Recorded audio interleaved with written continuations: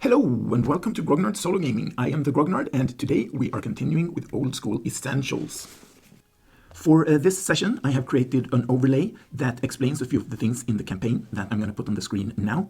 So that way anyone who is new to this campaign can just pause the video and read about those things there, like the power dice and the interactivity and the calendar and a few other things perhaps. So the first thing that we are doing is that we are wrapping up everything from the last session, and in the party so far the only person that wanted to make a wish from the jack-o'-lantern man, that is Daviez, and Daviez wants to wish for a bowl of meatball soup. And I am going to ask the coin if anyone in the party manages to stop him from making his wish. And I'm thinking maybe it's Calliope, because she's the smartest one in the party. So I'm asking the coin, is Calliope able to stop Daviez from ending up with a bowl of soup and no soul? Let's see.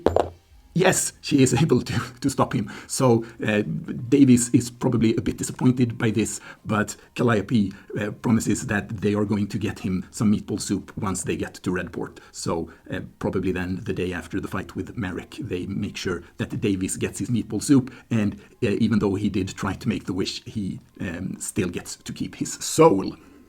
Then there is the matter of the loot and the experience points from fighting the bandits and also conquering the castle and finding the horde of the bandits, because that counted as their lair. So I made a short where I rolled up the coins and things, but I still need to roll up 3 magic items as well as how much the gems and the pieces of jewelry, how much they are worth.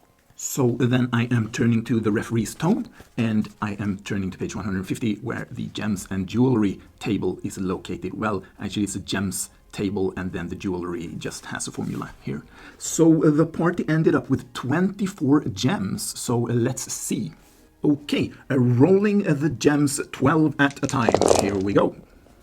So I'm going to write this down and then I'm going to put it on the screen for you, and I'm also going to tell you what this all turned out to be worth. But that nat 20, that is 1,000 gold pieces, so that's not bad. And rolling the final 12 gems. Rerolling this one. And there is another 1,000 GP gem, really nice. All right, so now you can see all the gems and the different types and how many and what they were worth. And all in all, it came to 5,230 gold pieces. Not bad. And then we have the jewelry as well.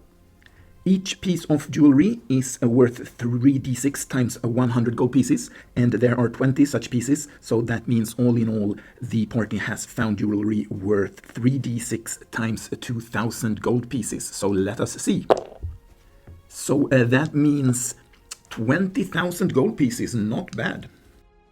What I am thinking is that Grimindor's replacement, Grimolkin, who is going to show up a little later, is going to get his share of the treasure from the castle and from defeating the bandits. So that way I have not calculated the details exactly, but I can tell that everyone is going to level up to level 2 at this point. Yes, everyone, including Grimolkin, is going to reach level 2. But before we level everyone up, I am going to generate 3 magical items from the treasure in the castle. So the referee's tome has tables for magic items, but I am not going to use those this time. Instead, I am going to use this deck of cards called the OSR Loot Cards, and you guessed it probably, because it is by Philip Reed.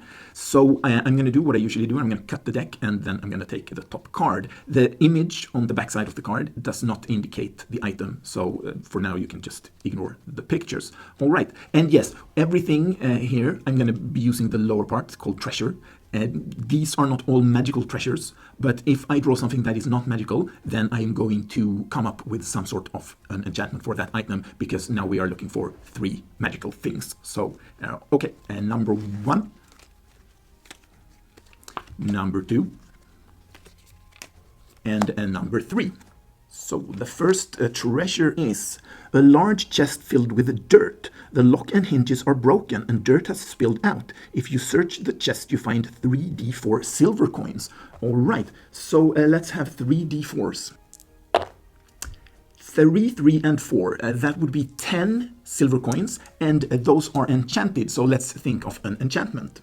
Because the party is level 1, well, level 2 at this point, the items shouldn't be too powerful. So I am going to first ask if this is a cleric spell, and if the answer is no, then it is a magic user spell. And I'm thinking that each coin they will have the same enchantment, and they are one-time use. So it's sort of like a one with 10 charges, but there is 1 charge per coin. So is it a cleric spell? No. So then it is a magic user spell. Right. So here we have the magic user spell list, and there are 12 spells, so I am taking a d12, and then number 8, read languages.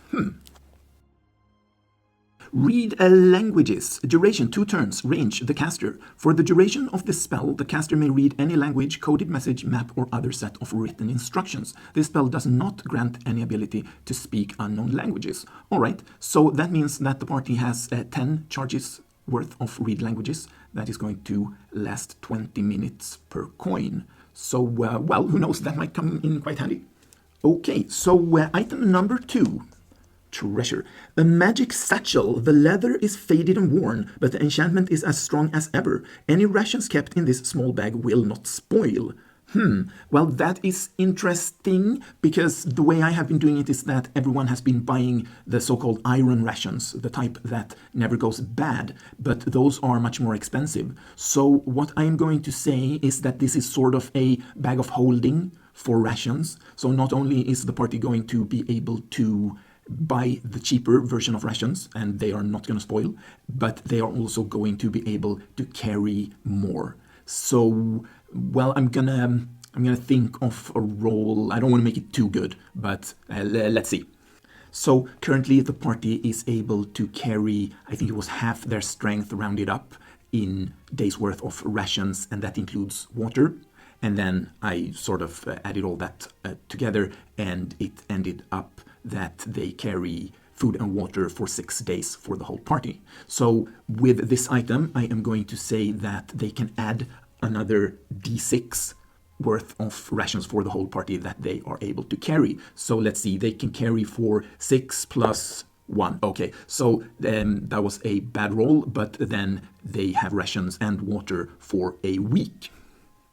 And the difference that ends up making is that instead of paying for the whole party 135 gold per week for the iron rations, they can instead pay only 45 pieces of gold for the standard rations. So that is going to save them quite a bit of money in the long run, I think. But now let us find out about the third and last item. So let's see.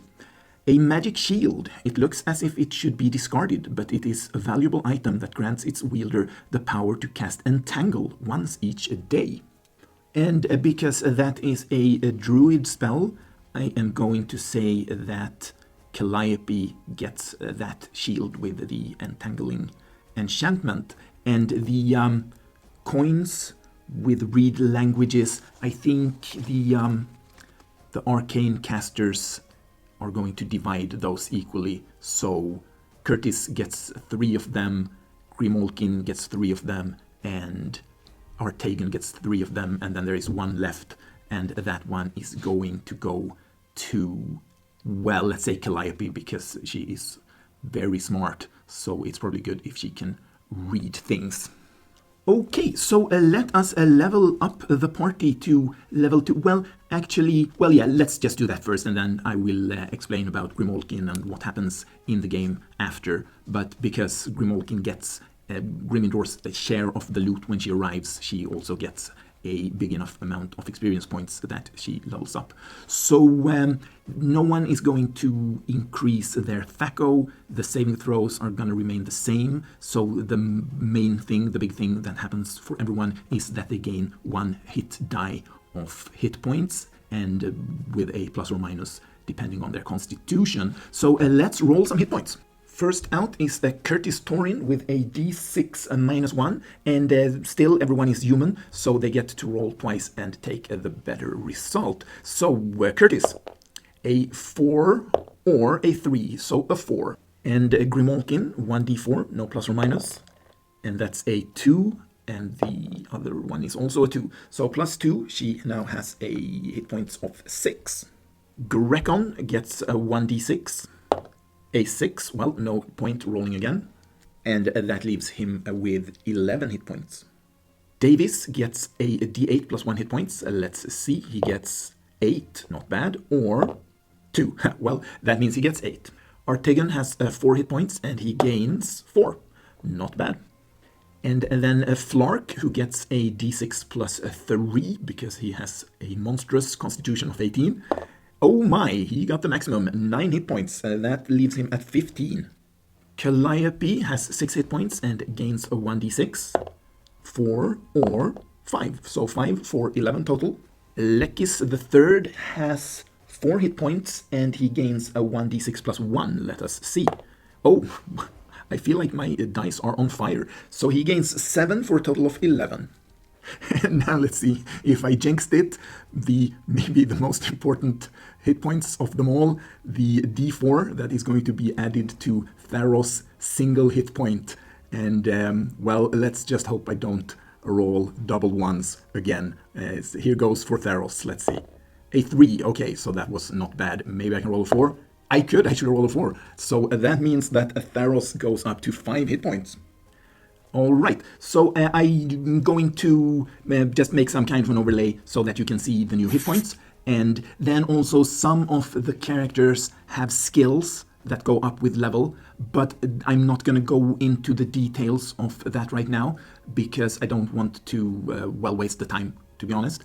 But if it comes up that, let's say, Daviez needs to climb, then I'm going to do the math. Well, then I'm going to find out what his new skill is, if he's going to use one of his skills. So if it does not come up, we're just going to leave it like that for now, and then I'm going to have updated everything for the next session. Okay, so hopefully I have not forgotten anything too important at this point. I don't know if I said so. No, I didn't. The weather today in Stockholm, that is the weather we're using in the campaign, is 42 degrees Fahrenheit or 6 degrees Celsius, and it's wet but not raining. So as usual, the party is not going to have any problems traveling in this kind of weather. And also, the bonus to gold coins, or well, all the coins for this session is times 1.16. So, going back to last session, here is the Blood Coast Island, and I have, well, last time I added Gretchen's hut down here, and then I have added the Troll Hovel here, and the Bone Golem Cave here. So on the 30th, the party and their living scarecrows, they moved into Redport and then they defeated Merrick. As usual, I got ahead of myself and then I figured, oh, all the bandits are dead, wow. But they were in fact not. And I made a little pop-up note about that there were 15 bandits still alive in Redport. However, I am not going to see my mistake as a big mistake because I'm thinking that because the party, they thought that there were maybe as much as 65 bandits still in Redport, so they would have fortified themselves inside the castle so that they could hold the castle. Then what ended up happening, because I feel like I have had enough of fighting bandits in Redport, so therefore I am going to decide that those 15 surviving bandits from Merrick's gang, they're going to leave the city, and then they are going to plan their revenge. So I'm going to put them on a timer, and then we're going to see when they're probably going to return to Redport to, create some kind of problems for the party or whoever the party has placed as a ruler of the city, because so far none of the players have been interested in creating a new character and then leaving their current character as the ruler of Redport, and probably because this is going to be part of the kingdom, maybe the title would be Duke. So if someone wants to be the Duke of Redport and make a new character, that's still a possibility, but since no one has said so yet, I'm going to go with the idea that the party is going to call for someone from Paradise City to come and rule over Redport. So let's see. So that means that on the 1st of December, the party would bury Grimindor, and then they would send the boat to Paradise City. Oh, I forgot to update the name, but Home Sweet Home here, but Paradise City really. So that would then be the 1st, 2nd, 3rd, 4th, 5th, 6th, and then 7, 8, 9, 10, 11. Well, on the 13th of December, Grimalkin and some representatives of the guilds are going to arrive in Redport. And let's say, let's see, well, there are 9 guilds, so I'm going to roll a d10, and then we're going to see, if I roll, as usual, a 0, a 10, then I'm going to reroll, and we're going to see which guild gets to send a representative to be the Duke of Redport. And 1, 2, 3, 4, that would be the Tabletop Wanderer Guild gets to place someone, well, on the throne. I don't know if dukes have thrones, but they get the prestige of getting to decide who rules Redport. All right, so the bandits, the surviving bandits, they are going to call themselves the Redport 15, and they are going to be back in 1d6 months. And then one idea that I was thinking of would be that maybe they would go to the troll in the hovel and try to bribe the troll to join them in an attack. It's not necessarily going to be exactly that happens, but once it becomes time to activate this timer, so to speak, and then we're going to think about exactly what they have been up to and what they are going to do to the party or to the ruler in Redport. So in a d6 months, the Redport 15 are going to come back and do something 4 months from today.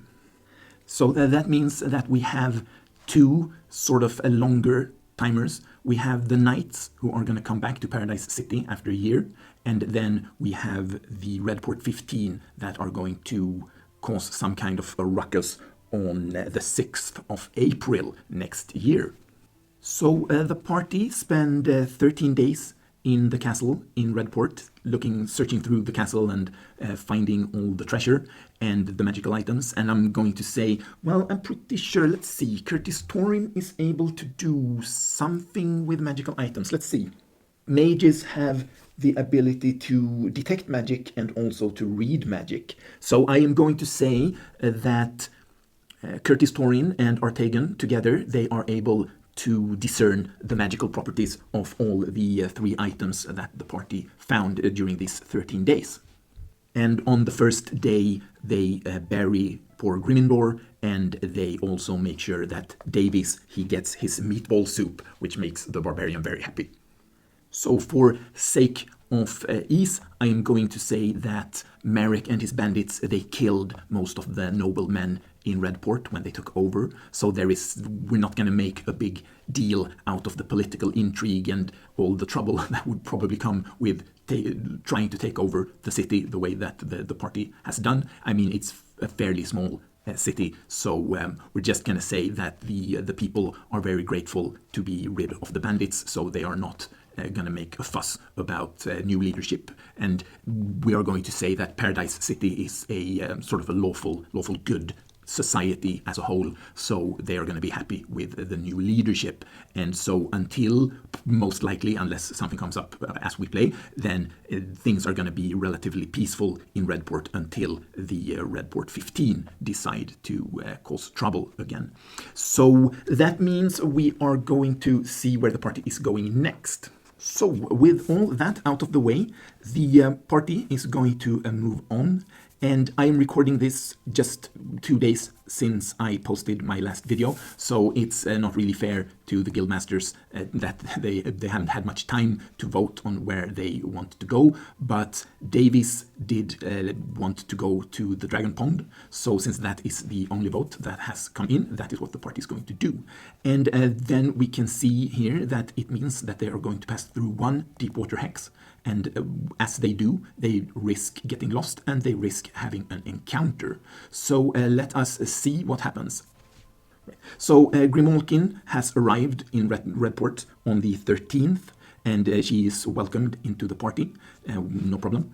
And for also sake of ease, I'm just going to say that she inherits Grimindor's equipment, and on top of that she has the 50 gold that I rolled up for her. And yes, I created that character in a short that I am hopefully going to have posted before I post this session.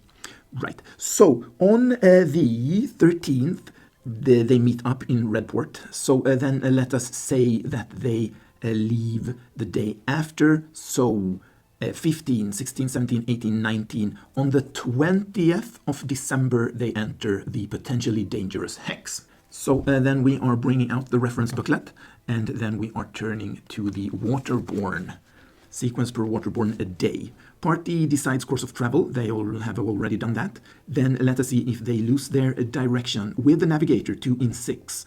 Without a navigator 2 in 6 within sight of land, 100% on open seas. Well, they definitely have a navigator, and actually, right, if the captain still doesn't have a name and the navigator doesn't have a name. So if anyone wants to name the captain and the navigator, you have the chance to do that until next session. But then next session, if there are no suggestions for names, I'm going to name the captain and the navigator. So let us see, a 2 in 6 risk, and if I roll a 1 or a 2, then the boat, well, the ship, the navigator, gets lost on the open sea. Let us see what happens. A 1, of course. Let's see. So it does not seem very reasonable that they would get turned around completely.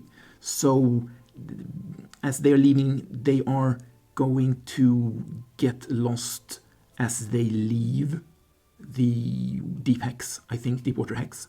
So that means they either go here or they go here. But first we need to check for an encounter here, and then I will randomize if they go north or south. A 1 or a 2 means an encounter. A 6, lucky for the party. And then if I roll high, they go north, and if I roll low, they go south. So they go south, so they end up here, just under where it says Dragon Pond, and that means I again need to roll to see if they get lost, and also I need to roll for another encounter. So do they get lost again? No, they don't. That was lucky. And then the question is, do they have an encounter while they are down here? And they do not on a 3. So lucky again. And then that means that they enter this hex right here below the Dragon Pond Island. So then they can circle the island, and that means on the 25th of December they reach the Dragon Pond. And this island looks like this, and I have called it Crystal Dragon Island. So then I am bringing out the Hex Dek cards for these two clusters of hexes, and we are starting with the Dragon Pond. And I don't know, no, I didn't read this last time, so I will read it now. Dragon Pond. Though it is barely big enough for an ancient worm to enjoy a dip, this pond has a centuries-old connection to a long-dead dragon. And on the other side, it says, this is a sacred site to good-aligned dragons. Well, that's lucky for the party, because they are not ready to face evil dragons. Long ago, these waters possessed healing powers. The magic has faded, but dragons in need of rest are often found here. Ooh, well, let's see. So, like last time, I am going to put some dice here, and they indicate the rations that the party that they are carrying. So, yeah. And because of their new magical item, they now have 7 of those. Okay, so on the 25th, the party reaches Dragon Pond, and they investigate this area. And there is a random encounters chart down here, but it is for the crystal fields, so probably these, well, technically these and this one.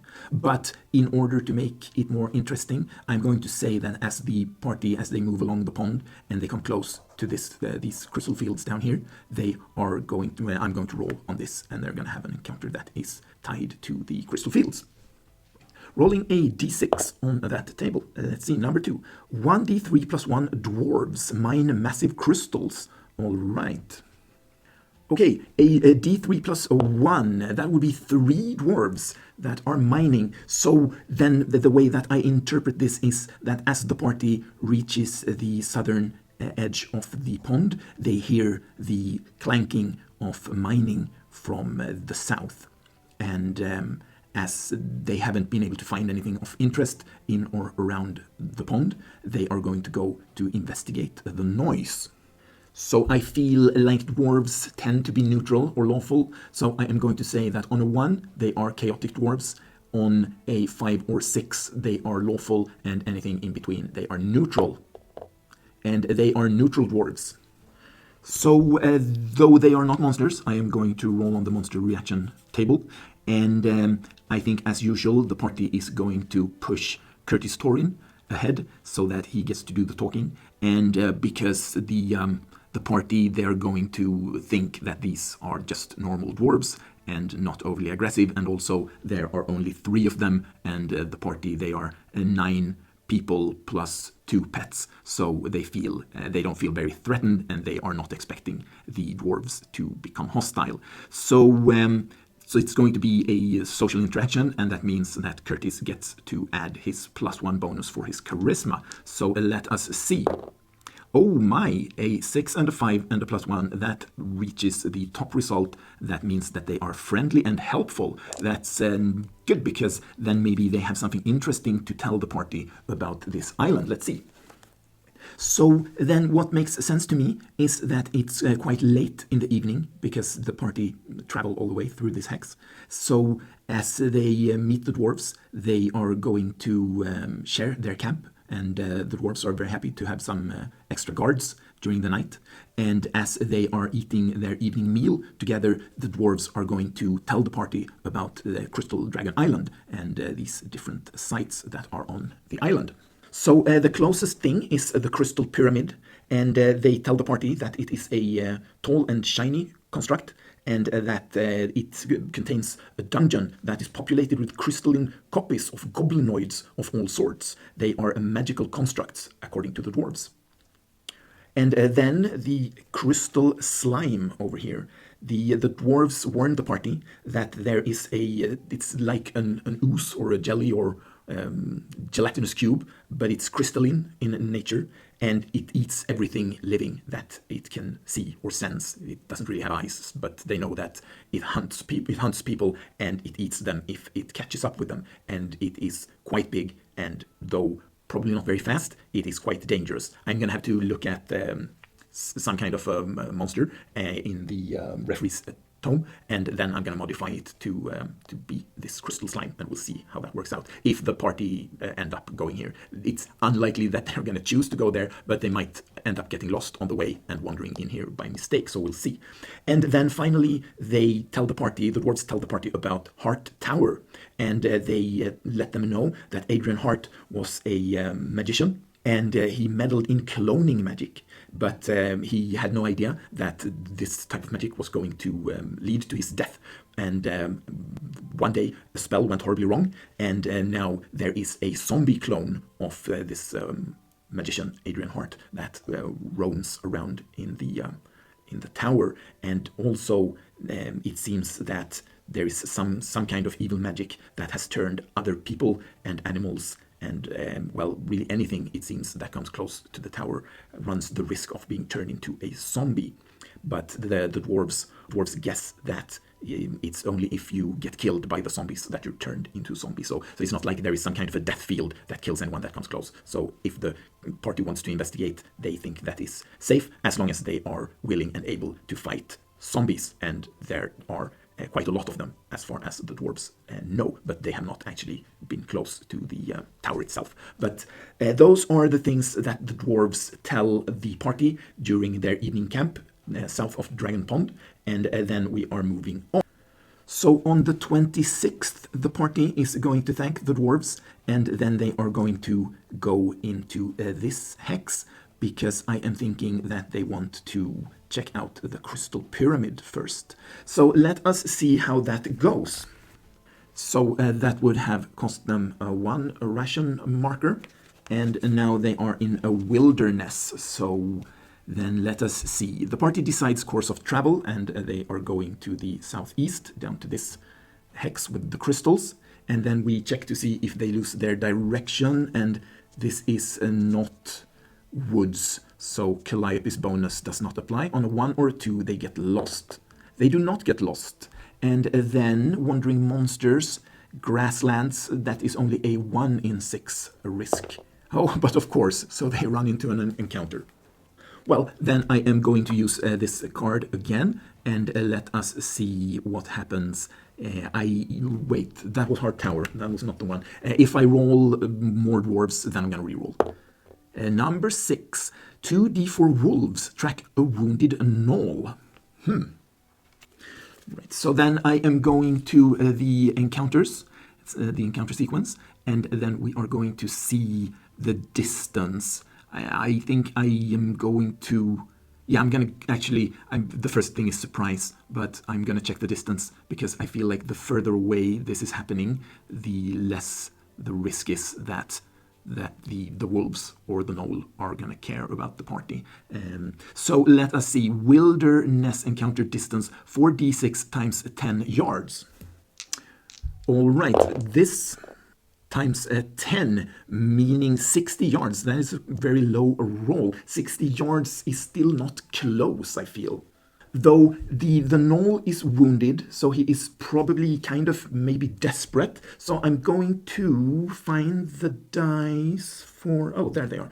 And I'm going to make a monster reaction roll and see. Well, I'm also going to have to read about gnolls, because if they are anything like in Dungeons and Dragons, they are really nasty and evil, and it's highly unlikely that a party of armed humans would be of a kindly disposition. But I'm going to roll the reaction roll for the gnoll. Oh my, that is an 11. So indifferent, uninterested. Well, I mean, under the circumstances now, I've said that I'm not going to add the charisma bonus when they are not interacting, but it's very close to being friendly and helpful. So I'm actually, even if the result says indifferent, I mean, he wouldn't be indifferent as he is wounded and fleeing from what he suspects is certain death. So I'm gonna sort of round up because it's more likely with a roll like that he is going to hope for the best and move towards the party because the roll for the distance was so low. So let us see. Okay, so gnolls, it says lazy humanoid hyenas of low intelligence that live by intimidation and theft. Legends say that gnolls were magically created by a wizard who crossbred gnomes and trolls. Ew. Okay, and they are chaotic, right? And they might, well, this is just a single gnoll. So, well, let's see about wolves. Normal wolf. Dwell primarily in wild lands, but occasionally lair in caves. And number of appearing in the wild, 3d6. Let us see. Number of wolves chasing the wounded gnoll. Oh my, 10 wolves. Okay, so the party, they do not want to fight 10 wolves in order to try to save a lazy, thieving evil gnoll. So what they are going to do is that they are going to, if they are able, they are going to try to shoot this gnoll before he reaches them so that the wolves stop and eat the gnoll while the party escapes. So let's see if they can manage that. So I am going to check for surprise first, because I feel like because the gnoll is running from the wolves, he's probably not super attentive, but rather looking over his shoulder.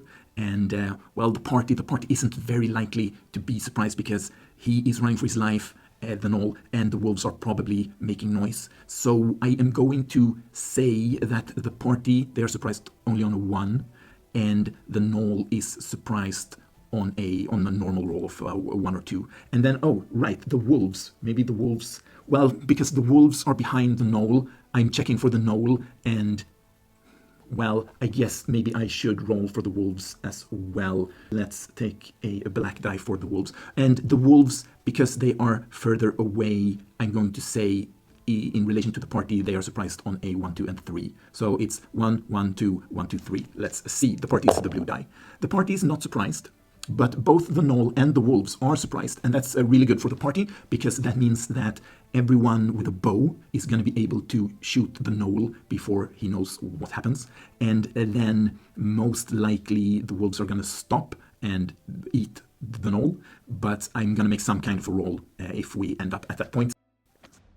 Let us see then. Spells, we are not going to have any spells. Well, actually, maybe Calliope is going to use her new shield. And, well, it doesn't have... So the thing with sleep is that sleep has a very, very long range, but I don't think entangle is... Well, what did I say? Well, it was 60 yards to the knoll, but then the wolves are behind the knoll, so they are even further away. I'm going to look up entangle, the range, and see if that is a thing. And no, it has a range of 80 feet. However, if the wolves don't stop to eat the gnoll and they try to pursue the party, then definitely Calliope is going to try to entangle the wolves. So, that means no spells and no melee movement. And then the initiative, and when the other side is surprised, I skip the initiative. Then the winning side acts, and that would be the party. There are no morale checks. Well, I mean, the gnoll has already failed his morale check. And because he was surprised, he has not really noticed. Well, maybe he has seen the party, but he has yet to act upon seeing the party. And then a movement. Well, that depends on the range of a short bow. Okay, so a short bow has a long range of 150 feet. So at 60 yards of distance, that is approximately 180 feet. So that means that the party members that have short bows, they are going to have to move up towards the knoll, and then they're going to fire, but they are still going to be at long range, so they're going to have a -1 to hitting the knoll. Okay, so a gnoll has is a 2-hit die monster or creature, whatever. So this is the maximum hit points of this gnoll. Oh my, 14, that's very high. And then because it is wounded already, this is how many percent of its hit points it has left. Well, I don't know. I feel like my dice are broken half of the time.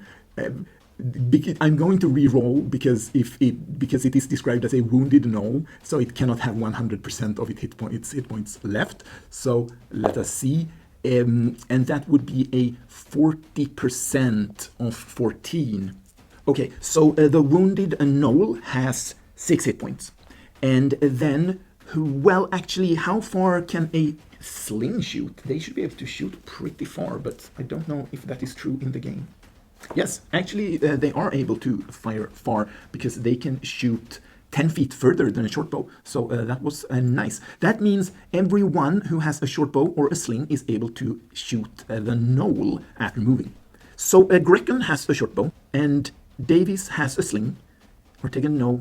What does Flark has a sling? Calliope has a sling. Lekkis probably has a short bow, unless he was out of money, then he has a sling. Well, I am unable to check right now, but these people get to fire at the gnoll. And with an AC of 4, well, yes, it has an AC of 4 because they have a -1 because it's long range. Oh, Yeah. Oh, of course.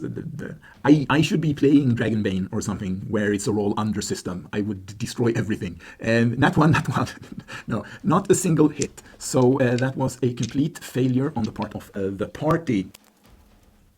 Right, so that was the surprise round, and that means we are going into the first normal round. And the gnoll is the red, and the wolves are the black die, and the party the blue, of course. And let us see if the party ties with anyone, they win, because they are all humans. And the party goes first, and then the gnoll goes second, and the wolves go last. All right, so then we can have a repeat of the previous round. Well, the party, they don't really want to get too close, but maybe they want to get into range so that they don't have the -1. Yeah, well, let's see. So Grek'on, Daviez, Flark, Calliope, Lekkis III, and Tharos, they all shoot the gnoll again. Right. And this time things went somewhat better because these 3 they missed, but these 3 they hit. And actually, because this is Daviez and he has the monstrous dexterity of 18, so even though he rolled a 14, that is still a hit. So let us start with him, and he has a sling, and he hits for 1 point of damage.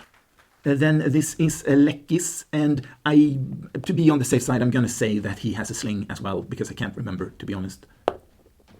and he inflicts 3 points of damage.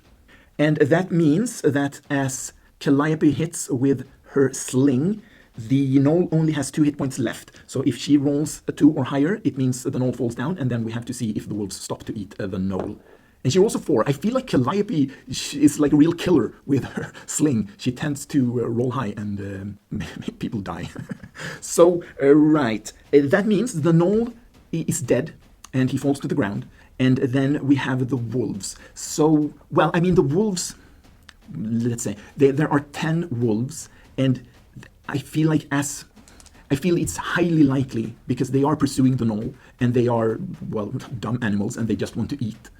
And the party, I have heard that wolves are usually not super interested in attacking people unless they are desperate or starving. So I feel like 10 wolves and against a party of 9 humans and 2 pets, when they have a meal right at their paws, I feel I'm gonna roll for it because I feel like I should.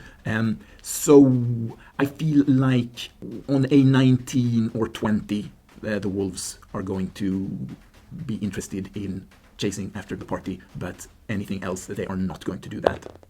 No, an 11. So the wolves, they just stop and they eat the gnoll, and the party, since it was their intention to escape the wolves as quickly as possible, they are not going to stay around and look at this grim spectacle. They are just going to move along. But I am going to count that as the party having, defeated, they have sort of outsmarted the wolves, and they have defeated the gnoll. And theoretically, they could come back later and see if the gnoll had anything of value, because the wolves are not going to take the items from the gnoll. But, maybe on their way back, if they walk the same way back, they might look for the dead gnoll and see if he had anything of interest. So looking at the time, I am unfortunately not going to have the time, because I can't, even though they are sort of far into the future at this point, I am not willing to leave the party in the wilderness or near the Crystal Pyramid. So what I'm going to do is I'm going to say that the party asked the captain of the ship to sail around the island and to meet them down here. So after the encounter with the gnoll in this hex, the party is going to go and they are going to board their ship, and they are going to be on the Sea Drake in this imaginary hex right here, and that is where I am going to end this session. Well, that is, unless they get lost, then I guess I'm stuck for another little while. Let us see. No, it is here, wilderness, and I need a die. So let us see. The party, they are in the middle of this hex, and then they are trying to reach the ship, and that means that they have, I feel like with all these crystals, that is going to make it hard to see far. So I'm going to give them I don't know why I'm doing this to myself, because I wanted to end the session, but still, the thing that feels fair is to give them a 2 in 6 risk of getting lost on their way to the ship. So a 1 or 2, they get lost. 4, who? Lucky me. Okay, so that means, let's see, they entered here on the 26th of December, of course, that is where we are, and then on the 27th, they reached the ship. So that means it's going to be a long while before I can play again. Okay, so until next time, feel free to comment for more power dice. The party can certainly use them. If anyone wants to name the new ruler of Redport, you're welcome to leave suggestions. Also, maybe someone wants to name the leader of the dwarves here. I feel like the party made some new friends, so perhaps they are reoccurring. And also the captain and the navigator, if someone wants to name them, and any NPC that doesn't have a name by the next session, I'm just going to go ahead and name them. But that was it, I think. And as always, the viewers, you are most welcome to make suggestions for things that you would like to add. And Guildmasters, you are very welcome to vote on where you want to go next. I feel like probably somewhere on this island. My intention was that the party would go to the Crystal Pyramid, so if there are no votes for anything else, then that is what you are going to do. But I prefer that someone in the party, one of the players, makes the decisions. So whatever you feel like, just go ahead and leave a comment. And that was it for this time. And I thank you very much for watching, and hopefully I will see you in the next video.